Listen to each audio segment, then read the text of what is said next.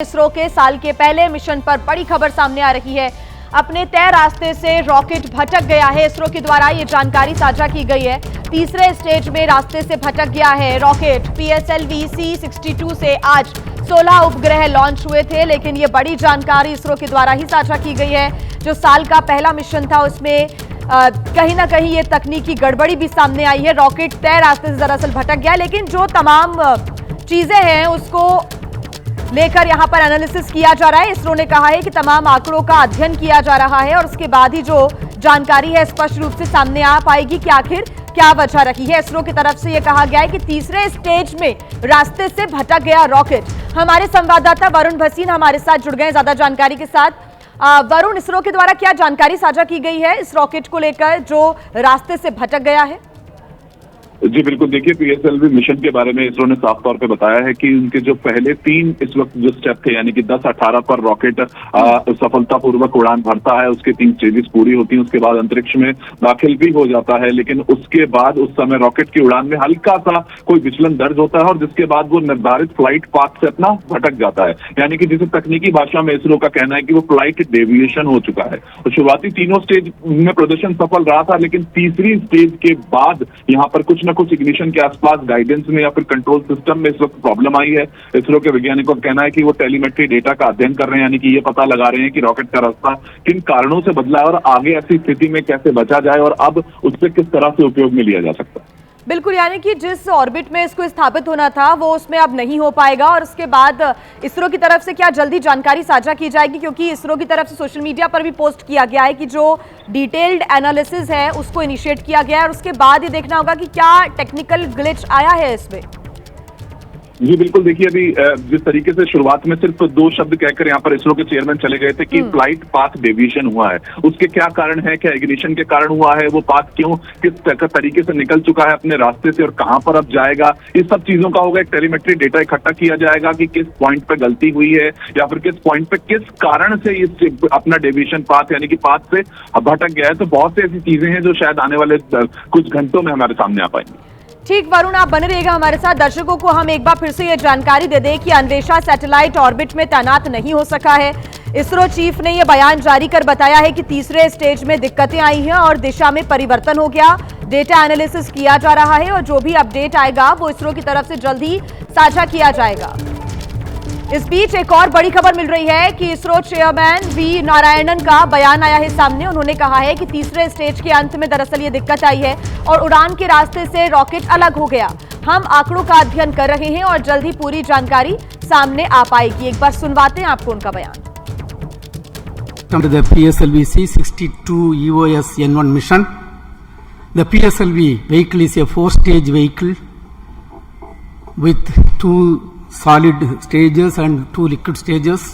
The performance of the vehicle up to the end of close to the end of third stage was as expected. Close to the end of the third stage, we are seeing little more disturbance in the vehicle roll rates, and subsequently there is a deviation observed in the flight path. We are analyzing the data and we shall come back at the earliest. Thank you. Third stage में जाते जाते कहीं ना कहीं कोई glitch आया है, उसके कारण जो रास्ता है रॉकेट भटक गया है। जो भी अपडेट होगा इसरो की तरफ से जानकारी निकलकर सामने आएगी, उस पर हमारी नजर रहेगी। फिलहाल शुक्रिया वरुण आपका तमाम जानकारी के लिए। आइए अब खबरों में आगे बढ़ते हैं। शिमला में नशे में धुत ट्रक ड्राइवर ने कई गाड़ियों को जबरदस्त टक्कर मार दी और यह हादसा मालियाना इलाके में हुआ है। सुबह के वक्त कई गाड़ियां सड़क के किनारे खड़ी हुई थी, तभी तेज रफ्तार बेकाबू ट्रक ने एक के बाद एक कई गाड़ियों को जोरदार टक्कर मार दी। टक्कर इतनी जबरदस्त थी कि कई गाड़ियां यहां पर बुरी तरह से क्षतिग्रस्त हो गई हैं। तस्वीरें आप देख सकते हैं। कुछ कार का जो अगला हिस्सा है पूरी तरीके से टूटा हुआ नजर आ रहा है। कई गाड़ियां यहां पर नाले में भी गिर गई। वो तो गनीमत रही कि किसी जानमाल का इधर पर नुकसान नहीं हुआ है। आरोप यह है कि ट्रक ड्राइवर दरअसल नशे की हालत में था और नशे में ही वो ट्रक ड्राइव कर रहा था और नशे की हालत में उसने कई गाड़ियों को टक्कर मार दी। कुछ गाड़ियां नाले में गिर गई तो किसी का जो पिछला हिस्सा है, अगला हिस्सा है, वो बुरी तरह से क्षतिग्रस्त भी हो गया है। और आइए अब बात करेंगे उत्तर प्रदेश की, जहां के अमरोहा में रईसजादों की करतूत का एक वीडियो इन दिनों सामने आ रहा है, जहां पर थार में सवार रईसजादे नेशनल हाईवे नंबर 9 पर मौजूद किसी ढाबे पर थार को बेतरतीब तरीके से चला रहे हैं, स्टंटबाजी कर रहे हैं। तस्वीरें आप देख सकते हैं, थार का ड्राइवर सरेआम स्टंट करता है, गाड़ी को पूरी तरीके से रफ्तार के साथ गोल गोल घुमाने की कोशिश करता है। स्टंट करने वालों की एक गलती से किसी भी गाड़ी को टक्कर लग सकती थी, किसी की जान पर बना सकती थी, लेकिन रईसजादे इससे बेपरवाह होकर स्टंट करते हुए नजर आ रहे हैं। तस्वीरें गजरौला इलाके की बताई जा रही हैं, जहां पर रईसजादों के इस स्टंट की वजह से कई लोग खौफजदा भी हो गए। तो वहीं स्टंट के बाद पुलिस भी अब यहां पर पुलिस की तमाम कार्रवाइयों पर भी सवाल खड़े हो रहे हैं। ये अमरोहा की तस्वीरें आपके सामने, जहां पर स्टंटबाजों ने जमकर हुड़दंग भी मचाया। और आइए अब बात करेंगे मध्य प्रदेश की, जहां के जबलपुर में अमृत योजना के काम में जुटी एक क्रेन टूटने की वजह से हड़कंप मच गया। ये क्रेन पहले बेकाबू होती है और फिर अचानक बिजली के तारों में उलझकर टूट गई, जिसकी वजह से मौके पर अफरा तफरी भी मच गई। आप तस्वीरें देख सकते हैं, बड़ी संख्या में लोग भी यहां आसपास इकट्ठा हो गए। मौके पर गाड़ियों की लंबी कतारें लग गई। करीब आधे घंटे तक सड़क पर ऐसे ही जाम लगा रहा। हादसा दरअसल उस वक्त हुआ है जब अमृत योजना के तहत ये क्रेन काम में लगी हुई थी। राहत की बात यह रही कि जिस वक्त ये हादसा हुआ उस वक्त राहगीर सड़क से नहीं गुजर रहे थे। इस हादसे में किसी कर्मचारी या फिर राहगीर को चोट नहीं आई है। हालांकि जाम की वजह से लोगों को परेशानी भी उठानी पड़ी है और बिजली के कई तार भी टूट गए। खंबा का काम डल गया। और आइए अब खबरों में आगे बढ़ते हैं। दिल्ली पुलिस ने कुख्यात रोहित गोदारा गोल्डी बराड़ गैंग के शार्प शूटर विकास उर्फ विक्की को गिरफ्तार कर लिया है। दिल्ली पुलिस की क्राइम ब्रांच ने उत्तर प्रदेश के लोनी से आरोपी को गिरफ्तार किया है। आरोपी विकास उर्फ विक्की पर दिल्ली, हरियाणा, राजस्थान और महाराष्ट्र में कुल 18 संगीन आपराधिक मामले दर्ज हैं। विकास पर हत्या की साजिश, अपहरण, लूट, जबरन वसूली और आर्म्स एक्ट के गंभीर आरोप भी दर्ज हैं। विक्की 5 मामलों में घोषित अपराधी था और लंबे समय से पुलिस को चकमा दे रहा था। हरियाणा एसटीएफ ने आरोपी पर 1 लाख रुपए का इनाम भी घोषित किया हुआ था। जयपुर जेल में रहने के दौरान विक्की लॉरेंस बिश्नोई के संपर्क में आया था और जेल से छूटने के बाद वो गोल्डी बराड़ रोहित गोदारा गैंग में शामिल हो गया और फिर से अपराध की दुनिया में सक्रिय हो गया था। पुलिस अब आरोपी से गैंग के नेटवर्क और दूसरे शूटर्स के बारे में भी जानकारी जुटा रही है।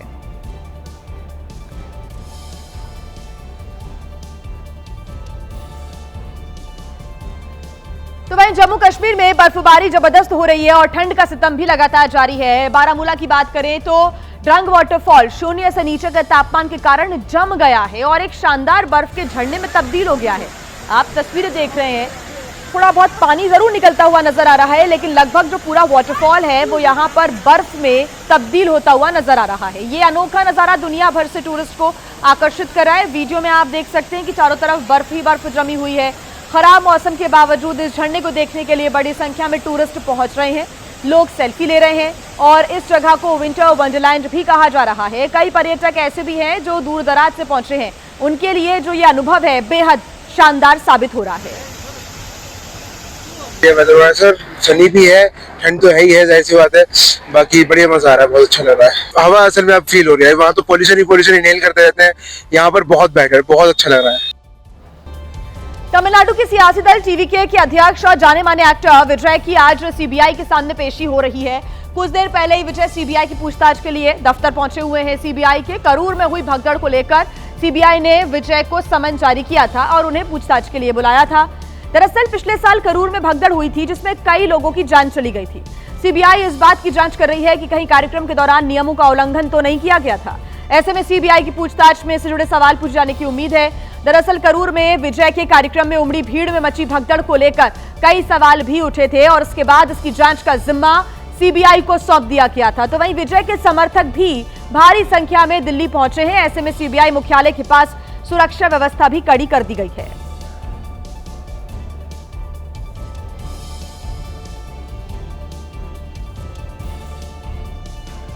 और आइए अब बात करेंगे राजस्थान की, जहां के सिरोही में माउंट आबू के पास एक बस के टायर में आग भड़कने की वजह से अफरा तफरी का माहौल बन गया।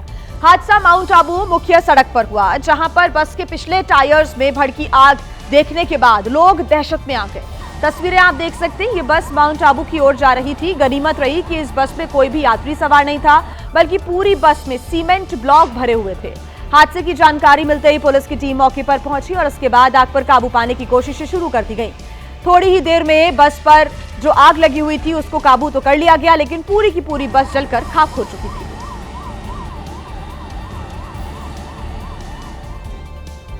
और अब बात करते हैं प्रधानमंत्री नरेंद्र मोदी और जर्मन चांसलर फ्रेडरिक मर्ज की मुलाकात की। आपको बता दें कि दोनों के बीच जो बैठक है वो शुरू हो चुकी है, लेकिन इससे पहले पीएम मोदी और जर्मन चांसलर ने अहमदाबाद में साबरमती रिवर फ्रंट पर भी वो पहुंचे थे और दोनों नेता अंतर्राष्ट्रीय काइट फेस्टिवल का उद्घाटन करते हुए नजर आए थे। ये दो तस्वीरें भी आप देख रहे हैं, जहां पर काइट फेस्टिवल में शामिल होते हुए प्रधानमंत्री नरेंद्र मोदी और जर्मन चांसलर फ्रेडरिक मर्ज नजर आए और उन्होंने भी पतंगबाजी में हिस्सा लिया। ये तस्वीरें आपके सामने।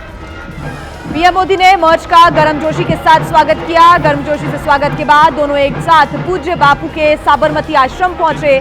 दोनों साबरमती रिवर फ्रंट पर काफी देर तक रुके, काफी वक्त यहां पर गुजारा और अंतर्राष्ट्रीय पतंग महोत्सव का शुभारंभ भी किया। महोत्सव में 50 देशों के 135 अंतर्राष्ट्रीय पतंगबाजों ने हिस्सा लिया है। ये पतंग महोत्सव 7 दिन तक चलेगा और उसकी शुरुआत करते हुए दोनों नेताओं ने पतंगबाजी में अपने हाथ भी आजमाए। दुनिया को भारत जर्मनी की दोस्ती की नई उड़ान का संदेश भी दिया गया। द्विपक्षीय संबंधों पर देखिए बातचीत हो रही है, बैठक शुरू हो चुकी है। ये तस्वीरें दो हम आपको दिखा रहे हैं, एक तरफ जहां अंतर्राष्ट्रीय जो पतंग फेस्टिवल है उसकी तस्वीरें और खुद प्रधानमंत्री नरेंद्र मोदी भी पतंगबाजी में हाथ आजमाते हुए नजर आए। उनके साथ जर्मन चांसलर भी मौजूद है। आपको बता दें कि दोनों नेता भारत जर्मनी रणनीतिक साझेदारी के तहत अब तक हुई प्रगति की समीक्षा करेंगे, जिसने हाल ही में 25 साल पूरे किए हैं और इस बातचीत में व्यापार और निवेश, प्रौद्योगिकी, शिक्षा, स्किलिंग और मोबिलिटी जैसे क्षेत्रों में सहयोग को और गहरा करने पर विशेष ध्यान भी दिया जाएगा। ये तस्वीरें आप देख रहे हैं साबरमती रिवर फ्रंट पर आयोजित अंतर्राष्ट्रीय पतंग महोत्सव में भी यहां पर हिस्सा लिया गया। दोनों के ही द्वारा जो जर्मन चांसलर हैं उन्होंने भी यहां पतंगबाजी में अपना हाथ आजमाया और प्रधानमंत्री नरेंद्र मोदी भी उनके साथ नजर आ रहे हैं। इस मौके का लुत्फ उठाते हुए, पतंगबाजी का जो ये फेस्टिवल है उसका लुत्फ उठाते हुए दोनों ही नेता नजर आए। भारत और जर्मनी की जो दोस्ती है उसमें एक नई उड़ान, एक नई मजबूती का यहाँ जो संदेश है वो दिया गया है। तो दोनों नेताओं के बीच रक्षा, सुरक्षा, विज्ञान, नवाचार और अनुसंधान, हरित और सतत विकास और लोगों के बीच संपर्क यानी कि पीपल टू पीपल टाइज को आगे बढ़ाने जैसे अहम विषयों पर भी चर्चा होगी। एक मजबूत दोस्ती का भी संदेश यहां पर दिया जा रहा है। अहमदाबाद के आसमान से ये रंग बिरंगा नज़ारा लेकर आ रही हूँ आपके लिए एबीपी न्यूज़ पर, और ये इंटरनेशनल काइट फेस्टिवल 2026 है। और इस बार इस महोत्सव में कम से कम 50 अलग देशों से लोग आए हुए हैं। इनफैक्ट यहाँ जो मेरे बिल्कुल बगल में अभी पतंग उड़ाने में व्यस्त हैं, इन लोगों से बात करती हूँ क्योंकि ये विदेशी हैं clearly. Hi, can I take a minute of yours? Yeah, sure. What's your name? Theodore. Theodore. So, which country are you from? Greece. The country is Greece. You are from Greece, and I really am interested in wanting to know that you've only come for the kite festival, have you? Yes, a participant for the kite festival. In one word, describe the feeling. Amazing. This is the word. Absolutely amazing. Yeah. Thank you, Theodore. Thank you, both of you. So, तो आपने देखा ये international kite festival जो 2 दिन के लिए मनाया जाता है हर साल मकर संक्रांति के आसपास, क्योंकि उस वक्त यहाँ पर जिस तरह की हवाएं बहती हैं। और ये देखिए सिर्फ अहमदाबाद का आसमान नहीं, अभी जो मैं आपको साबरमती रिवर फ्रंट से ये सारे नज़ारे लेकर आ रही हूँ। साबरमती रिवर फ्रंट में सुजीत को रिक्वेस्ट करूँगी कि आपको दिखाए नदी साबरमती बस यहीं से बह रही है। ये खूबसूरत रिवर फ्रंट जो पिछले कुछ सालों में नरेंद्र मोदी जी जब यहाँ मुख्यमंत्री थे तब उन्होंने इसकी शुरुआत करी थी, और अब ये बनकर जब फाइनली ये रूप और स्वरूप लिया है, यहाँ पर बहुत सारी अलग अलग चीज़ें होती हैं। तो साबरमती रिवर फ्रंट पे ये इंटरनेशनल काइट फेस्टिवल, और ये आसमान सिर्फ अहमदाबाद का ऐसा नहीं दिख रहा है, पूरे गुजरात के आसमान ऐसे ही रंग बिरंगे पतंगों से भरे आपको इस वक्त दिखेंगे। सर, मैं आपसे 1 मिनट बात कर लूँ? ये जो पतंग आप उड़ा रहे हैं बड़ी इंटरेस्टिंग पतंग मुझे लग रही है, भारी है क्योंकि मैंने कोशिश करी आपके साथ उड़ाने की। जरा इस पतंग के बारे में बताइए। ये एक्चुअली बाबला काइट्स हैं, ये बहुत रेयर है ये। हाँ। मैंने किसी ने और ने नहीं बनाया इसको। हाँ। ये बाबला काइट्स पकड़, इसका ये जितना ज़्यादा छोड़ते हैं इसका वेट इतना होता है कि पकड़ नहीं सकते। अगर मैं आपसे पूछूं माहौल डिस्क्राइब करें, यहाँ का हर साल होता है और इस बार स्पेशल है क्योंकि जर्मन चांसलर अभी होकर गए। माहौल बढ़िया है, हर साल होता है ये, एंड लोग पार्टिसिपेट करते हैं अलग अलग कंट्रीज से आके, दैट इज़ वेरी नाइस। इतनी पॉपुलर हो गई है इंटरनेशनल काइट फेस्टिवल अहमदाबाद की कि जगह छोटी पड़ रही है। प्रधानमंत्री ने शुरुआत करी जर्मन चांसलर की के साथ यहाँ इंटरनेशनल काइट फेस्टिवल 2026 की इस बार, और अब जब प्रधानमंत्री यहाँ से निकल चुके हैं तो अब लोगों की एंट्री शुरू कर दी गई है। थोड़े समय में यहाँ पर आपको चलने की जगह भी नहीं मिलेगी। कैमरा पर्सन सुजीत के साथ अहमदाबाद में मेघा प्रसाद, एबीपी न्यूज़ के लिए। और आइए अब खबरों में आगे बढ़ते हैं। पूर्वी बेंगलुरु के सुब्रमण्य लेआउट इलाके में सॉफ्टवेयर इंजीनियर शर्मिला की मौत को लेकर एक बड़ा खुलासा हुआ है। पुलिस ने 18 साल के एक युवक को शर्मिला की हत्या के मामले में गिरफ्तार किया है। 3 जनवरी की रात एक अपार्टमेंट में आग लगी थी। दमकल कर्मी जब मौके पर पहुंचे थे तो एक फ्लैट के भीतर सॉफ्टवेयर इंजीनियर शर्मिला डीके का जला हुआ शव मिला था।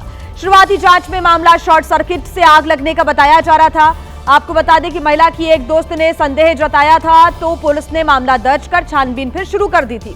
पोस्टमार्टम रिपोर्ट से खुलासा हुआ कि शर्मिला की मौत आग से नहीं बल्कि दम घुटने की वजह से हुई थी। सबूतों के आधार पर पुलिस ने उसी इमारत में रहने वाले एक छात्र को गिरफ्तार किया। युवक ने महिला से जबरदस्ती करने की कोशिश की, लेकिन विरोध करने पर उसने मुंह और नाक दबाकर शर्मिला को उसकी हत्या कर दी और बाद में सबूत मिटाने के लिए आरोपी ने खाली पड़े इस अपार्टमेंट में आग लगा दी ताकि मामला हादसा की तरह लगे। जाते जाते वह शर्मिला का मोबाइल फोन भी अपने साथ ले गया था। तो ये पुलिस ने एक बड़ा खुलासा किया है। वहीं जम्मू कश्मीर में लाइन ऑफ कंट्रोल के पास एक इलाके में बीती शाम में उस वक्त हड़कंप मच गया जब अंधेरे में आसमान में कुछ ड्रोन उड़ते हुए नजर आए। सांबा, पुंछ और राजौरी में पाकिस्तानी ड्रोन देखे गए हैं और सरहद पर दिखे ड्रोन पर सुरक्षा बलों ने जमकर फायरिंग की। फायरिंग के बाद पाकिस्तानी ड्रोन वापस लौट गए। पाकिस्तानी ड्रोन दिखने के बाद सीमा पर सेना अलर्ट है। ऐसे में पाकिस्तान की इस करतूत को देखते हुए भारतीय सेना अलर्ट मोड में है। सर्च ऑपरेशन चलाया जा रहा है। जांच एजेंसियां भी अलर्ट पर हैं। आसमान में कुछ ड्रोन उड़ते दिखे और उसके जवाब में सेना ने फायरिंग कर दी। रात के अंधेरे में चली गोलियों की ट्रेजर लाइट्स ने पूरे इलाके में रोशनी फैला दी, जिसका वीडियो भी सामने आ गया है। ये दृश्य काफी हद तक पिछले साल हुए ऑपरेशन सिंदूर की याद दिलाने वाला था, जब इसी तरह की सैन्य कार्रवाई देखने को मिली थी।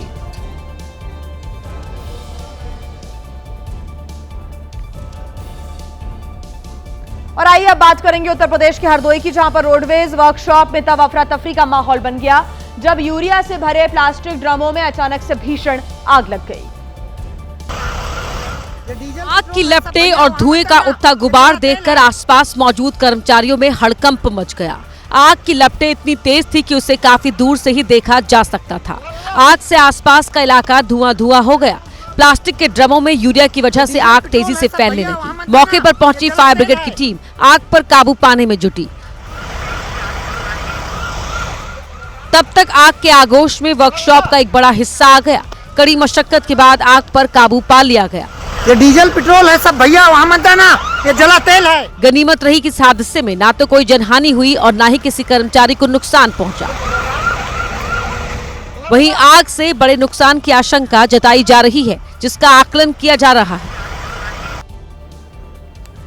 तो वहीं उत्तराखंड के नैनीताल हल्द्वानी मार्ग पर उस वक्त चीख पुकार मच गई जब यात्रियों से भरा टेम्पो ट्रैवलर 50 फीट गहरी खाई में गिर गया। हादसे के बाद आसपास के इलाके में अफरा तफरी मच गई। चीख पुकार सुनकर रास्ते पर भारी भीड़ जमा हो गई। सूचना पर पहुंची पुलिस ने आनन फानन रेस्क्यू ऑपरेशन शुरू किया। पुलिस ने स्थानीय लोगों की मदद से खाई में रस्सी के सहारे एक मानव श्रृंखला बनाई और एक एक कर सभी घायलों को खाई से सड़क तक पहुंचाया।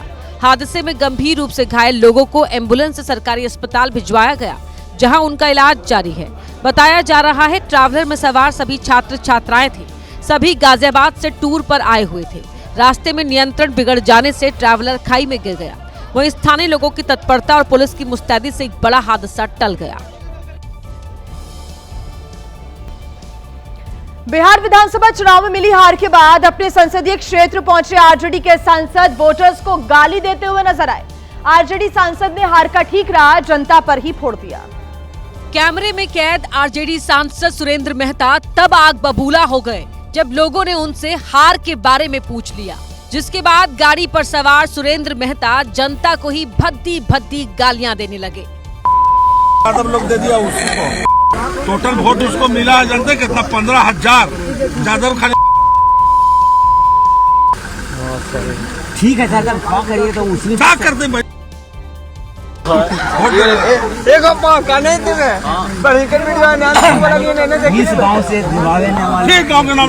आरजेडी सांसद सुरेंद्र मेहता का गुस्सा तब भड़का जब वो अपने क्षेत्र में पहुंचे थे।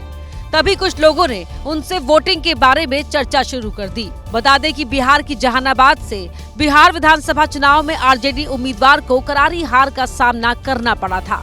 जनता के नापसंद करने पर सुरेंद्र मेहता उनको गाली देते हुए नजर आए, जिसका वीडियो सोशल मीडिया पर तेजी से वायरल हो गया है। तो वहीं पश्चिम बंगाल के पश्चिमी मेदिनीपुर में बीजेपी नेता शुभेंदु अधिकारी पर हमले के विरोध में समर्थकों ने सड़क पर प्रदर्शन किया। बीजेपी कार्यकर्ताओं में भारी आक्रोश देखने को मिला। बीजेपी के युवा कार्यकर्ताओं ने बाजार में बीच चौराहे पर सड़क जाम कर दी और सीएम ममता का पुतला दहन किया। बीजेपी कार्यकर्ताओं ने टीएमसी के खिलाफ जमकर नारेबाजी की और हमले के आरोपियों के खिलाफ कड़ी कार्रवाई की मांग की है। बीजेपी के प्रदर्शन के चलते बाजार में अफरा तफरी का माहौल हो गया। बीजेपी कार्यकर्ता काफी देर तक हंगामा करते रहे। बता दें कि बीजेपी नेता शुभेंदु अधिकारी ने अपनी कार पर हमले का आरोप लगाया। उनके आरोपों के मुताबिक उन पर टीएमसी के लोगों ने हमला कराया, जिसको लेकर वो थाने में धरने पर भी बैठे थे। देखिए, दुनिया के सबसे बड़े शिवलिंग के बिहार के मोतिहारी पहुंचने के बाद से इसके दर्शन के लिए लोगों की भारी भीड़ जमा हो रही है। इसे 96 टायर वाले ट्रक की मदद से तमिलनाडु से बिहार के मोतिहारी लाया गया है और 17 जनवरी को कैथवलिया विराट रामायण मंदिर में इसको स्थापित किया जाना है। ये शिवलिंग 5 जनवरी को विराट रामायण मंदिर पहुंचा था और इसके बाद से लोग इसकी पूजा अर्चना और दर्शन के लिए जुटे नजर आए। विराट रामायण मंदिर में भी दुनिया के सबसे बड़े शिवलिंग की स्थापना की तैयारियां चल रही हैं। मंदिर बनाने में लगे इंजीनियर्स ने इसके लिए 38 फीट ऊंचा एक स्तूप बनाया है, जिस पर 33 फीट ऊंचा शिवलिंग स्थापित किया जाएगा। तो वहीं इस शिवलिंग के पहुंचने के बाद से श्रद्धालु बेहद उत्साहित नजर आ रहे हैं, जो अब बेसब्री से 17 जनवरी का इंतजार कर रहे हैं।